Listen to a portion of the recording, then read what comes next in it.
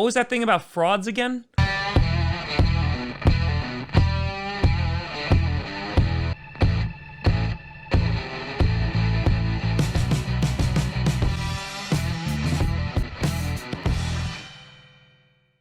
Grossi Posse Packer Nation!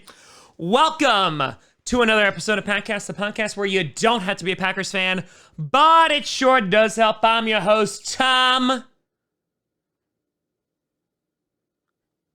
Number one, Grossi, and today we will be breaking down the Green Bay Packers' victory over the Chicago Bears, 35-16, as well as the Packers clinching the number one overall seed in the NFC. Before we get to that, I want to do a big shout and thank you to some brand new patrons and YouTube members. First, we got Jordan Fry, we have Joseph Perosco, we have John Worthling, we have JMLPAC upgrade into the royalty tier, we have Chris Mahoney, we have Kurt Johnson, we have Darshan Sivakumar, we have Garrett Nunn, and we have Frank Powell. A big shout out and thank you to you all. And over on the YouTube side of things, we have Robert Evers, we have Daddy McCrangle, we have Todd W, we have Mark Kearns, we have Vegeta C15, we have Portal Gaming 111, we have Bully Hunter Brad, we have Kip Gaming, the Rated R Superstar, and Ursus Obesus. A big shout out and thank you all for your support.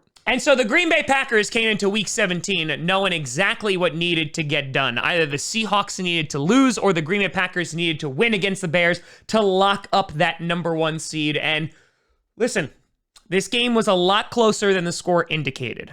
In the third quarter, the Bears started crawling their way back. The Packers were shut out in the third quarter as well as the first quarter. It was a battle of possession, but thankfully we scored a bunch of points in the second quarter and finished the game off in the fourth quarter. And in this game, you had a ton of records that were also set. Davante Adams has 18 touchdowns on the season, and he missed, by the way, 2 full games.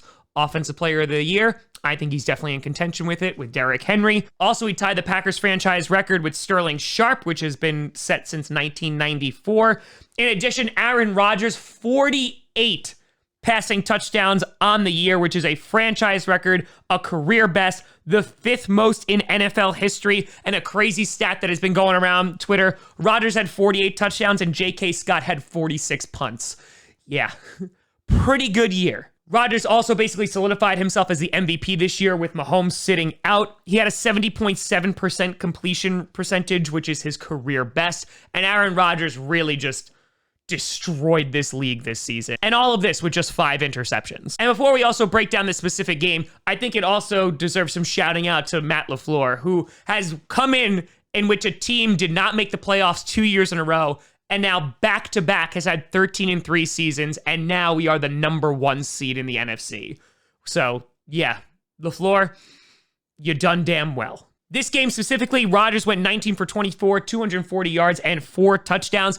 Also, thankfully, you had the Bears drop a couple of interceptions. Jones, 11 for 42 with 1 touchdown and 4 for 43 through the air. MVS had a huge touchdown, but also dropped a huge touchdown, which just continues the story of MVS can be an absolute baller and playmaker, but also can let you down so severely. But that's kind of what we have right now. Davante Adams, 6 for 46 with 1 touchdown. And over on defense, you only had 1 sack with Christian Kirksey and 1 interception with Adrian Amos, which is always just a cherry on top of a beautiful, beautiful pie because it's Amos's former team, which, by the way, how did Clinton Dix do for you this game, Bears? How do you do? I didn't really see him on the field a whole lot. I just remember you talking about how great it was that you got Clinton Dix and we only got Adrian Amos.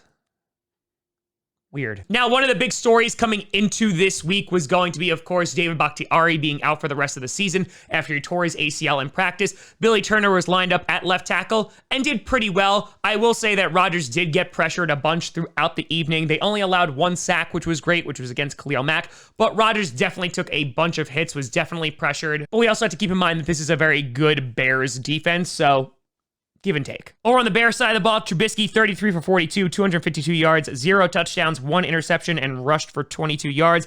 Montgomery had himself a nice game, 22 for 69 with 1 touchdown and 9 for 63 through the air.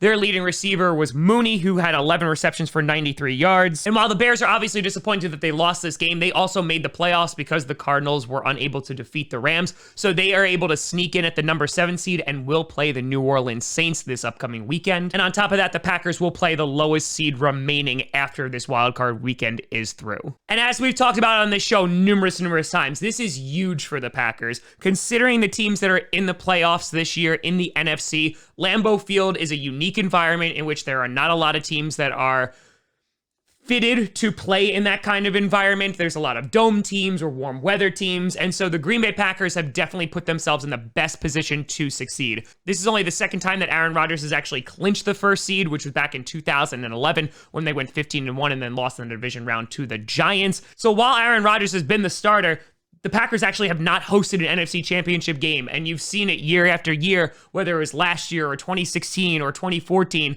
that Rodgers has said, like, we gotta host one of these. He has his best shot of doing that right now. The defense is playing really well. The offense is firing on all cylinders. This looks like a complete football team. And so taking a look at the lineup of the wildcard games, you have the Rams versus the Seahawks, the Buccaneers versus either the Washington football team or the Giants, and you also have the Bears versus the Saints. So obviously the Packers will be looking and seeing which opponent they will be facing in the divisional round. But right now, Packers fans, a big sigh of relief. We don't have to worry about playing this week. And as Aaron Rodgers said, his one piece of advice for all of his players during this bye week, don't get COVID. So now after winning the division, after clinching the number 1 spot and home field advantage, it is now time for the Green Bay Packers to try and make their Super Bowl run.